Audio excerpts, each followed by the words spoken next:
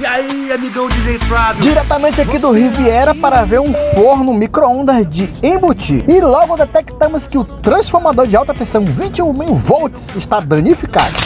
E vendo que esse aqui já morreu, verificamos também o magnetron. Para garantir o serviço, vamos trocar as microchaves e em seguida o transformador. Agora com o teste nosso de cada dia, olha aí, já tá até fervendo a água. E com tudo resolvido, a Dona Maria tá saltitando feito uma bailarina. Por hoje é só, voltaremos com uma notícia, tchau, tchau!